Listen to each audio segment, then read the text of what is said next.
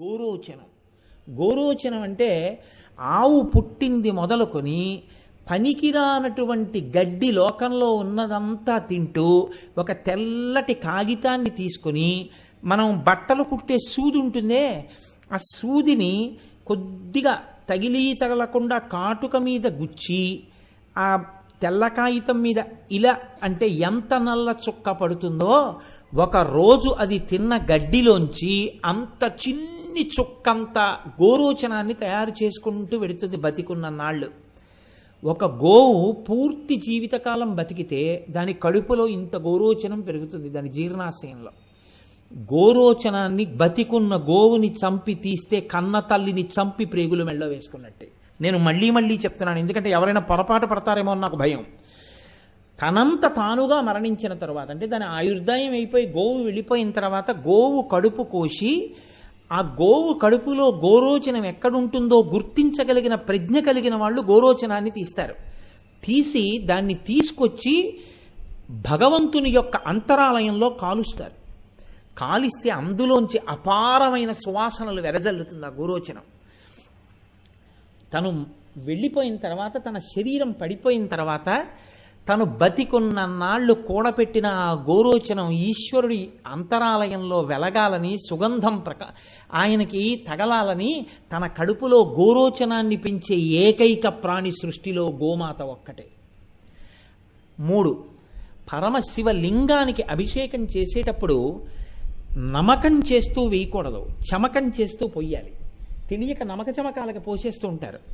చమకం చేసేటప్పుడు ఆవు యొక్క కొమ్ము, మళ్ళీ చెప్తున్నాను బలవంతంగా చంపి కాదు, ఆవు తనంత తాను మరణించిన తరువాత ఆవు కొమ్ము తీసి ఆవు కొమ్ము యొక్క చిట్ట చివరి భాగంలో సన్నటి రంధ్రం చేసి దానికి వెండి ముఖాన్ని తగిలించి ఆ కొమ్ము పట్టుకొని దాంట్లోకి ఆవు పాలు పోస్తుంటే ఆ కొమ్ములోంచి పాలు వెళ్ళి శివలింగం మీద పడి అభిషేకం జరిగితే పరమశివుడు అత్యంత ప్రీతి చెందిపోతాడు. కానీ సాకారుడై వృషభవాహనారూఢుడై ఉన్నటువంటి శివస్వరూపానికి మాత్రం కొమ్ములోంచి అభిషేకం చేయకూడదు, శివలింగానికి చెయ్యొచ్చు అభిషేకం.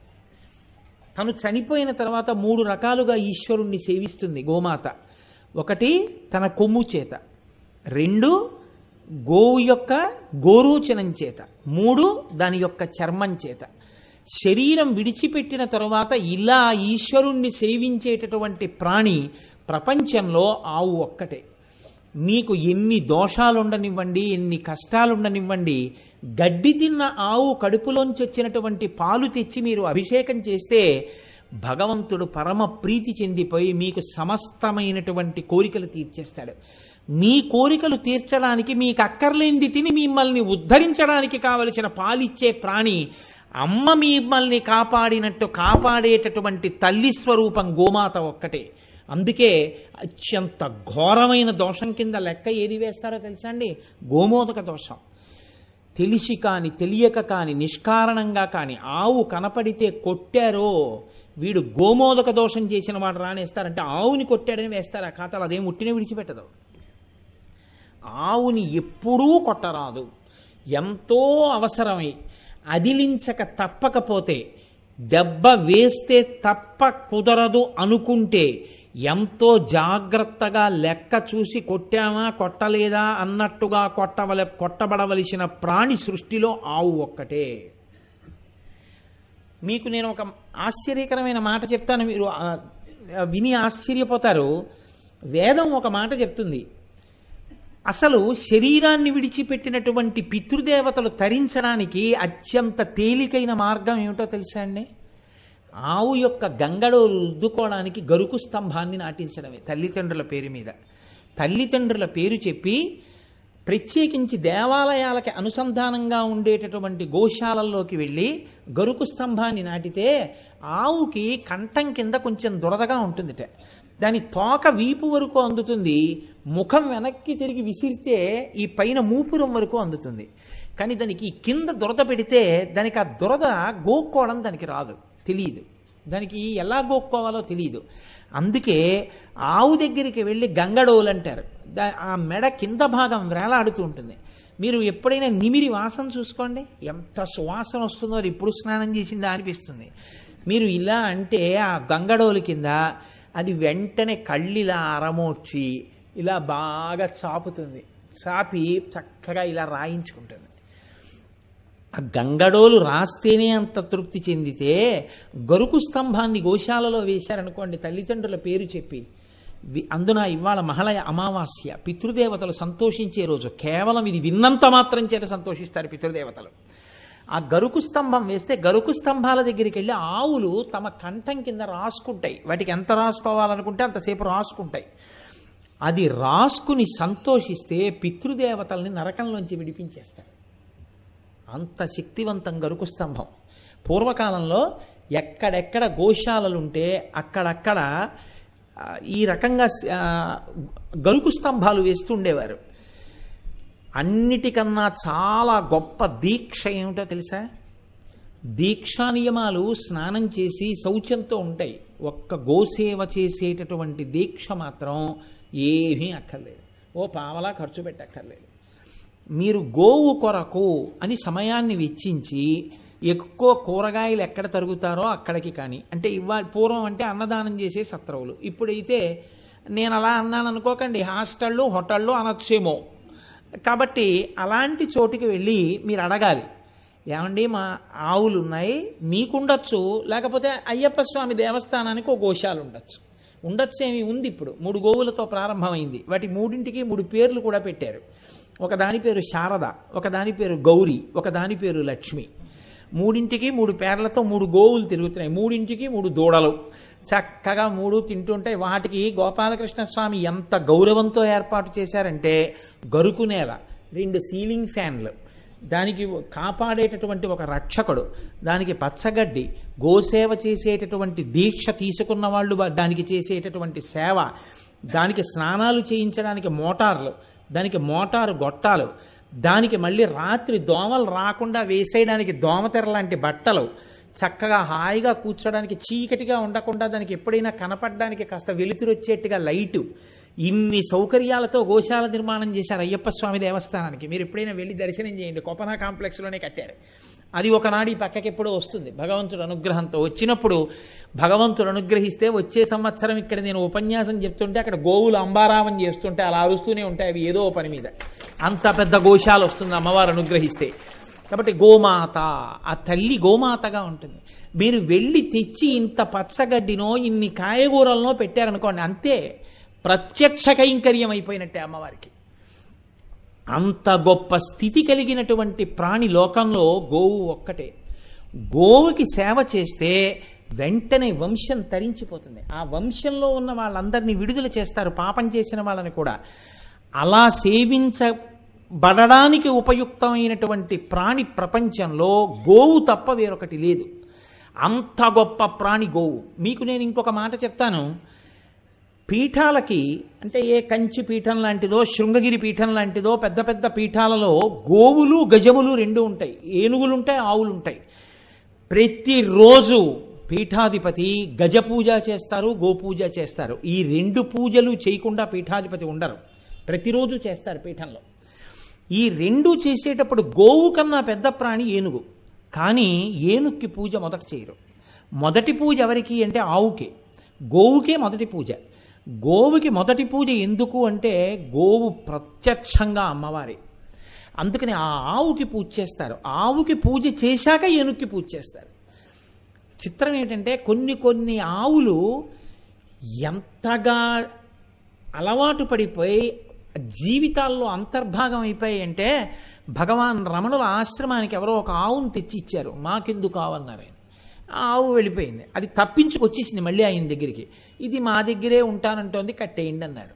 కొన్ని సంవత్సరాలు అయ్యేటప్పటికి దానికి మహాలక్ష్మి అని పేరు పెట్టారు. దాని సంతతి ఎన్ని దూడలైపోయాయో రమణాశ్రమంలో, ఎన్ని ఆవులో ఎన్ని దూడలో. అది అందరినీ పొడుస్తోందని దాని ముక్కుకో తాడేశారు. తాడు వేస్తే దాని ముక్కులోంచి కొంచెం నెత్తురు వచ్చింది. నెత్తురు వస్తే అందరినీ విడిపించుకుని భగవాన్ రమణులు ఒక చోట కూర్చుని భక్తులతో మాట్లాడుతుంటే అది తిన్నగా పరిగెత్తుకుంటూ వచ్చి ఆయన దగ్గర నిలబడి తన ముక్కు చూపించింది. ఆయన పరిచారికుల్ని పిలిచన్నారు, ఏమర్రా దాని ముక్కుకి తాడేశారట, దాని ముక్కు నిప్పెట్టిందిట, చూశారా అది వచ్చి నాకు చెప్పుకుంటోంది అన్నారు. దానికి గోశాల కడదామని ముహూర్తం పెట్టి గోశాల వేస్తున్నారు. వేసి అంతా తయారు చేసి మహాలక్ష్మిని ఇందులోంచి అందులోకి పంపిద్దాం అనుకున్నారు. కట్టు విప్పేటప్పటికి అది దగ్గరికి వచ్చిన వాళ్ళని తోసేసి పరిగెత్తకుంటూ రమణుల దగ్గరికి వచ్చింది. వస్తే ఆయన అన్నీ పట్టించుకునేవారు కాదు. వాళ్ళు పరిగెత్తుకుంటూ వెనకాల పట్టుకోవడానికి వచ్చారు ఆ మహాలక్ష్మిని. ఆయన అన్నారు, ఆగండి ఆగండి ఆగండి, ఎందుకు అలా పరిగెడతారు దాని వెంట అని. ఏమ్మా ఏమైంది అన్నారు. అది ఎంతో గారాబంగా ఆయన దగ్గరికి వచ్చి ఆయన ఒళ్ళో తల పెట్టుకుని ఆయన వంక చూసి ఏదో మూలిగింది. ఓహో, దానికి ఇల్లు కట్టారట కదా, గోశాల వేశారట కదా, దాన్ని ఇంట్లోకి ప్రవేశపెడతానంటున్నారట కదా. భగవాన్, ముందు నేనెళ్ళడం ఏమిటి, మీరు రావాలి, మీరు అడుగు పెట్టాలి, తర్వాత నేను ఎడతానంటోంది. వస్తున్నానమ్మా మహాలక్ష్మి అని ఆవుతో కలిసి ఆయన లోపలికి వెళ్ళారు. నేను యథార్థం చెప్తున్నాను, కావాలంటే మీరు సూర్యనాగమ్మ గారి లేఖలు చదవండి. ఆ మహాలక్ష్మి ప్రతిరోజు రమణులు కూర్చునుంటే కట్టుకొయ్య నుంచి విప్పగానే అది టీవీగా నడుచుకుంటూ లోపలికి వచ్చేసి మా స్వామి నాకడ్డేమిటన్నట్టుగా ఆయనకి ప్రదక్షిణం చేసి నమస్కారం చేసి వెళ్ళిపోయేది. ఆఖరణ దానికి ప్రాణోత్క్రమణం అయిపోతుంది. కొన్నాళ్ళు అయిపోయిన తర్వాత దాని శరీరం పడిపోతుంది. పడిపోతుంటే ఎవ్వరేం పెట్టినా తినేది కాదు. అలా పడుంటే వచ్చి చెప్పారు రమణులకి, ఏం తింటలేదండి, ప్రాణం పోయేటట్టుంది దానికని.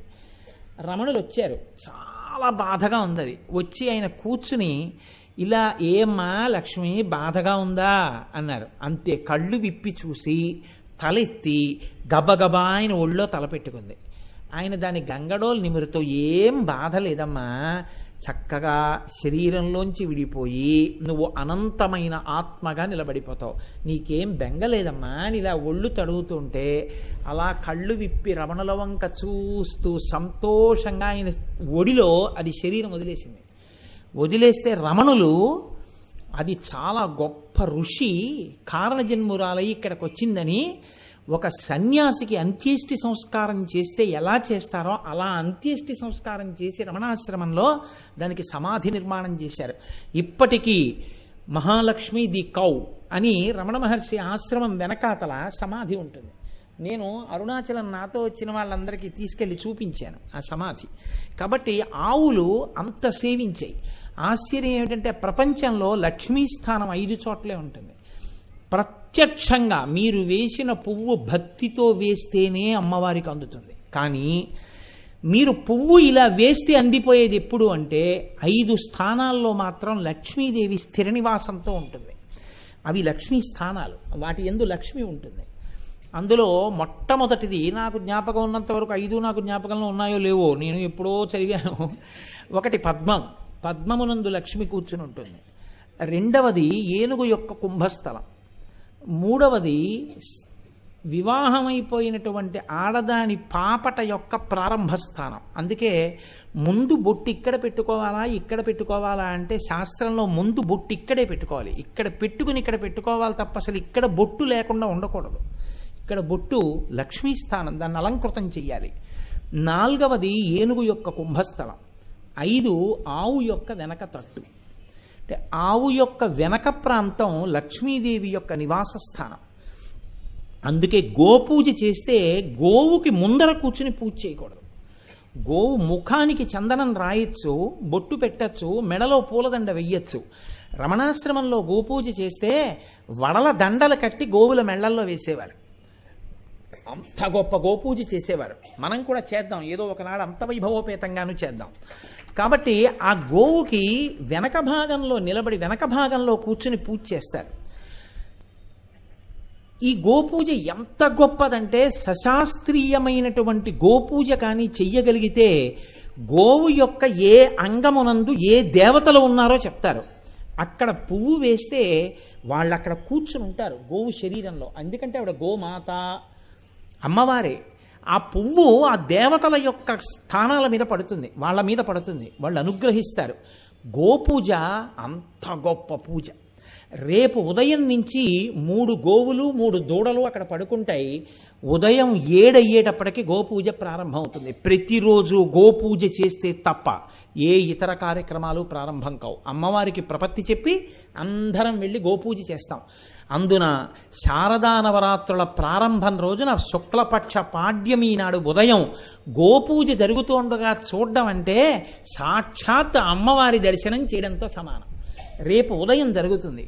గోపూజ చేద్దాం అనుకుంటున్నాం, శాస్త్రీయమైన గోపూజ విధానం కావాలి అని ఆరాట పడుతుంటే శృంగగిరి పీఠాధిపతులు భారతీ తీర్థస్వామి వారు కన్నతల్లి వంటి మనస్సున్నవారు కాబట్టి వారు అనుగ్రహించి శృంగగిరి పీఠం నుంచి ఆ గోపూజా విధానాన్ని గుంటూరు పీఠం ద్వారా మనకు పంపించారు.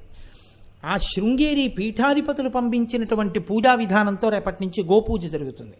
కాబట్టి చక్కగా మనం ఆ గోపూజలో ఉదయం వేళ పాల్గొనవచ్చు.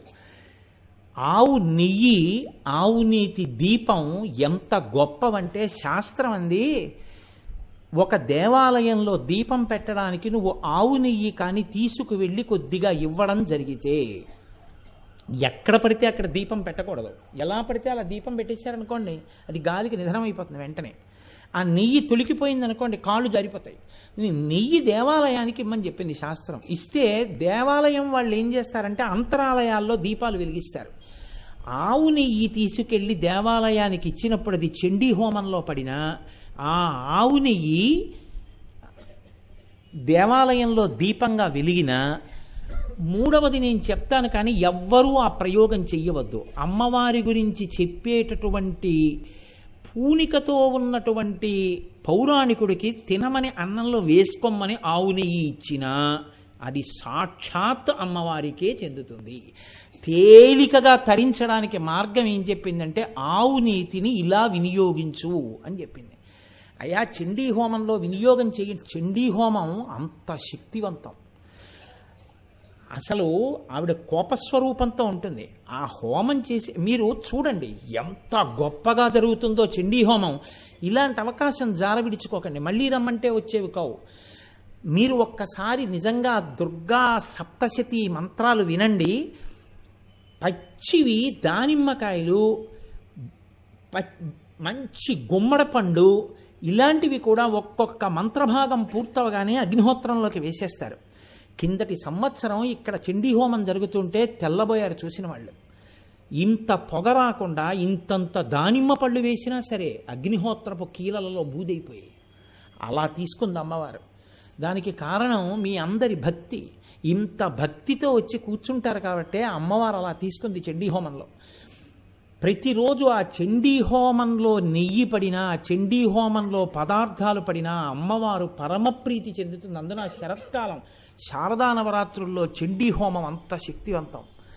కనుక ఆవు నేతి దీపాన్ని ఇంట్లో వెలిగించు. తప్పకుండా ఆవు నేతి దీపాన్ని ఇంట్లో వెలిగిస్తే, కార్తీక మాసంలో ఆవు నేతి దీపాలు పెట్టండి అంటారు. ఎందుకు పెట్టమని చెప్తారు అన్నదానికి అసలు సైంటిఫిక్గా ఇంటర్ప్రిటేషన్ ఏముంది అన్నదాన్ని నేను ఒకసారి మా సూర్యనారాయణమూర్తి గారు వాళ్ళ ఇళ్ల దగ్గర కార్తీక మాస ప్రాశస్త్యము అని దాని గురించి ప్రసంగాలు కూడా చేశాను. ఆవు నీతి దీపం నుంచి వచ్చేటటువంటి వాసన హృద్రోగాన్ని కూడా పోగొడుతుంది. అంత శక్తివంతం, వాతావరణంలోకి వేడిక్కిస్తుంది. అంత గొప్ప శక్తి ఆవు నీతి ఎందుంది. ఆవు నెయ్యి శివలింగం మీద పడడం అంటే, భారతదేశంలో దక్షిణ భారతదేశంలో త్రిశూర్ అని ఒక క్షేత్రం ఉంది కేరళ రాష్ట్రంలో. అక్కడే భజన అంటారు. భజన అంటే భజన చేయడం కాదు, కొన్నాళ్ల పాటు నియమంగా సంతానం లేనటువంటి దంపతులు ఆ దేవాలయంలో ఈశ్వరుడికి సేవ చేస్తూ పడుకుంటారు. పడుకుని నిద్రపోతే వాళ్ళకి ఈశ్వరానుగ్రహంతో బిడ్డలు కలుగుతారు అని. అటువంటి గొప్ప త్రిశూర్ దేవాలయంలో కొన్ని వందల సంవత్సరాల నుంచి ఆవు నీతితో శివలింగానికి అభిషేకం జరుగుతుంది. మీరు పట్టికెడితే వాళ్ళు తీసుకోరు. అది మడి కట్టుకొని అత్యంత నియమనిష్టలతో ఆలయానికి సంబంధించినటువంటి వారే ఆవు నీతిని తయారు చేస్తారు. ఆవు నీతిని ఈశ్వరుడి కోసం తయారు చేయడం అంత గొప్ప దీక్ష. వాళ్ళు తయారు చేస్తే మీరు ద్రవ్యం ఇచ్చేస్తే మిమ్మల్ని ముట్టుకోనివ్వరు. వాళ్ళు మీ పేరు మీద పట్టుకెళ్ళి గుళ్ళోకి ఇస్తారు. గుళ్ళో మీ పేరు మీద అభిషేకం చేస్తారు. 200-300 సంవత్సరాల క్రితం అభిషేకం చేసినటువంటి నెయ్యి గడ్డలు కట్టేసి హిమాలయ పర్వతాల్లో మంచు ఎలా ఉంటుందో అలా ఉంటుంది శివలింగం మీద. మీకు ఆశ్చర్యం చెప్పమంటారా? ఇక్కడి నుంచి మీరు చూస్తే శివలింగం అదిగో ఆ మంటపానికి ఉన్న స్తంభం అంత లోపలకు ఉంటుంది. ఈ లోపల వరకు అన్ని దీపాలు పెట్టుంటాయి. శివలింగం చుట్టూ దీపాలు ఉంటాయి. ఎంత వేడిగానో ఉంటుంది గుళ్ళో, కానీ ఇంత నెయ్యి కూడా కరగదు శివలింగం మీద. అలాగే గడ్డలు కట్టి ఉంటుంది. ఆ శివలింగం మీద ఎవరికన్నా నెయ్యి ప్రసాదం ఇవ్వాలి అనుకుంటే అర్చకులు తమలపాకుతో తీసి పట్టుకొస్తారు. పట్టుకొచ్చి చేతిలో పెట్టగానే కరిగిపోతుంది నెయ్యి కింద. ఆయుర్వేద వైద్యులు ప్రాణాంతకమైన వ్యాధులకి నిర్మూలనం చెయ్యవలసి వస్తే అందులో వాడవలసినటువంటి నీతిని త్రిశూర్ దేవస్థానం నుంచి తీసుకొస్తారు. అది కూడా ఎప్పుడు పడితే అప్పుడు ఇవ్వరు. త్రిశూర్ దేవస్థానంలో అర్చకత్వం చేసే అర్చకులు ఎంత నియమనిష్టలతో ఉంటారంటే, ఆ దేవాలయంలో అర్చన చేసేటటువంటి అర్చకుడు ఎప్పుడైనా దేవాలయంలో అర్చనకి వెడితే ఇంటికి వెళ్ళరు, వాళ్ళు దేవాలయంలోనే ఉంటారు.